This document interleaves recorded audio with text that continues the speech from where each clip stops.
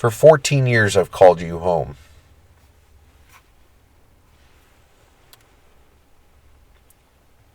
From the Mind of Critic, September 2nd, 2019. For 14 years I've called you home. A place where I could be myself, by myself, for myself. You've been the scene of many get-togethers, good and bad. Your kitchen has seen countless meals cooked, again, some good and some bad, but always made with the love of a man who is grateful to share. You've seen many friends come and go, some wonderful and some not so wonderful souls who were either around not nearly as long as I would have wished, or around so much longer than the average person could handle before they absolutely lost it. You've seen some women pass through my life, some I should have never let into my space and wouldn't have were it not for increasing loneliness as I age. Some I let in my space because they appeared as one thing but turned out to be another. Some came into my space through the natural progression of life, women I thought were my Christina, touching my soul to the point of checking every box of everything I've ever wanted in a woman, only to have them not be ready for something, which was often code for not wanting something with me, or just didn't see me like that, or like me like that, before going back to boyfriends or girlfriends, or miraculously and instantaneously finding new ones who treat them with the disrespect, violence, and dehumanization I know in my soul I'd never do to a woman, let alone my Christina. But I digress. The South G neighborhood your foundation is planted in has provided many beautiful walks through the marsh and many strolls while smoking a joint on my way to the alibi for some human interaction and human conversation. These walks became fewer and fewer as my back and nerve pain worsened, going from legs falling asleep to pain so unbearably awful it was tough to walk, let alone sleep. You saw me get fired from my job after 10.5 years, all because new owners wanted to clean house by completely fabricating stories instead of sitting somebody down and having an actual human conversation.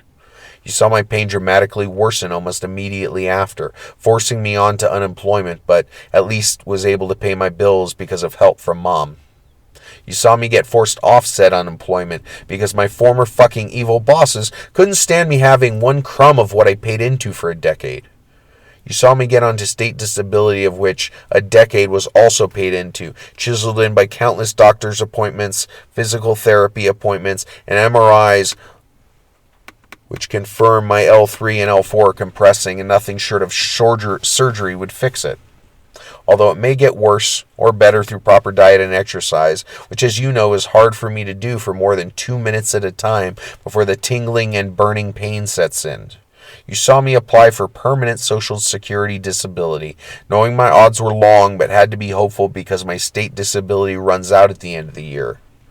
You saw after months and months of struggle and pain worsening before it got better, before it got worse, before it got better again, that I got the letter many people said I would 3 to 4 months after my May appointment, saying I was turned down for Social Security disability because they don't believe blah blah blah blah blah, but that I can apply for reconsideration, which takes another 3 to 4 months, which if and when I get turned down a second time, the Social Security lawyer could finally take it up, fighting what according to them could take another 2 years in court. You see me receive all this information, realizing my state stuff runs out at the end of the year, and that I'll have absolutely no money to support myself because every single option has been tried, but to no help, other than the $300 a month in GR funds the county will give me, which is only half your rent anyways. Which brings me to the point of all this. For 14 years, you've been the most amazing home anybody could ask for. And now I might lose you because I can't come up with a measly $350 a month. I can blame the capitalist system that swallows whole all of humanity.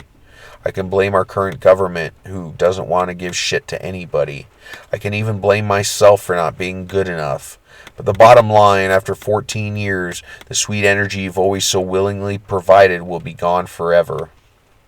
You'll see me move into an apartment over my mom's garage because no other options are available to a 38-year-old man with no money and mounds of debt other than to live with his mommy. You'll see women say to my face, "Oh, it's what's on the inside that counts, and you've accomplished a lot. Writing 13 books isn't a small thing." Before returning to snicker with their friends because nobody they know or even could think of would ever go for a guy in that predicament. You'll see me try to rebuild my life the best I can, hoping I can accomplish everything I set out to do and not sabotage myself to the point my passion succeeds in no longer making me feel passionate.